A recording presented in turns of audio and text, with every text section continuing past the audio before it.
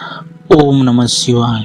वे आंधियों से भी डरते हैं जिनके मन में जीवन बसते हैं।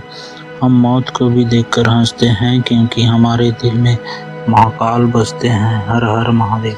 तो चलिए प्रिय भक्तगण, आज हम आपको एक कथा का श्रवण करा रहे हैं जो सुनने मात्र से आपके जीवन में सुख संपत्ति और धन की वर्षा होगी। तो चलिए कथा प्रारंभ करते हैं। अगर आप यह कहानी सुन रहे हैं तो पूरा सुनिए। इस कथा को आधा अधूरा छोड़कर जाने की गलती मत करिएगा, क्योंकि इस पवित्र कथा को पूरा सुनने से मनचाहा फल की प्राप्ति होगी। इसलिए इस कथा को पूरा सुने। आप शिव भक्त हैं तो भोलेनाथ का अनादर न करें। भगवान शिव माता पार्वती से कहते हैं, तनाव मुक्त जीवन के लिए खुशी का मंत्र कौन सा है? तब माता पार्वती कहती है, हे प्राणनाथ, आपके सिवा कौन जान सकता है, इसलिए आप पहले मत बुझाइए, कृपया मुझे विस्तार से बताएं। तब भगवान शिव कहते हैं कि हे देवी, इस कहानी को ध्यान से सुने। एक बार अपनी समस्याओं पर विचार करने के लिए बहुत सारे खरगोश एक स्थान पर इकट्ठा हुए। खरगोश ने कहा, हम सभी जीवों से अधिक सुंदर हैं। हमें खूंखार जानवर पशु पक्षियों से हमेशा अपनी जान का खतरा बना रहता है। हमसे कोई भी नहीं डरता, लेकिन हम सबसे डरते हैं। मनुष्य भी हमारा मांस खाने में कभी नहीं हिचकिचाते।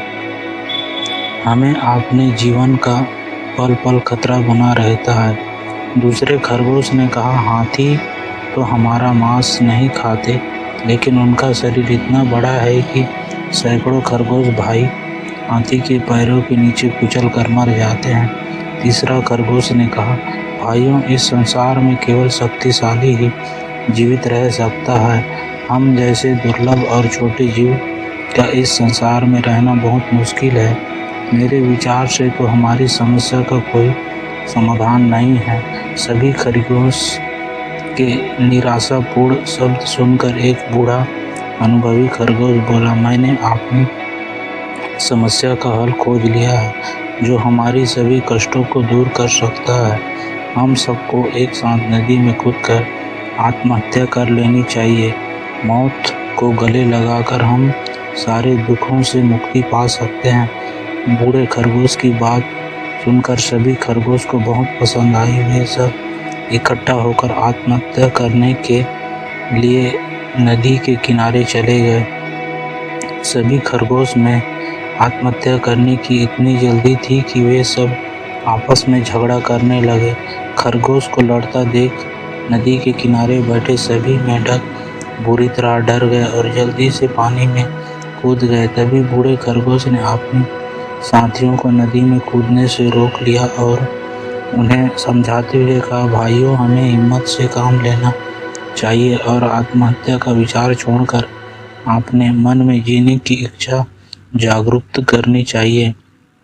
हमें उन जीवों के बारे में भी सोचना चाहिए जो हमसे भी कमज़ोर हैं। हमसे कमज़ोर जीव हमसे डरते हैं। इस संसार में हर प्राणी अपने से बड़े और शक्तिशाली से डरता है। इसीलिए तो कहते हैं कि शेर पर सवा शेर।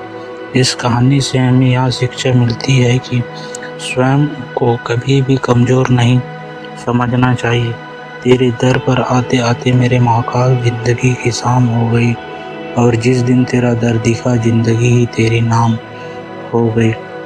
इस वीडियो को बोलते समय कोई त्रुटि हो तो मैं क्षमा चाहता हूँ। उम्मीद है आप सभी को ये वीडियो अच्छी लगी होगी। अगर आप शिव के सच्चे भक्त हैं तो चैनल को सब्सक्राइब और वीडियो को लाइक करके कमेंट में हर हर महादेव लिख दी।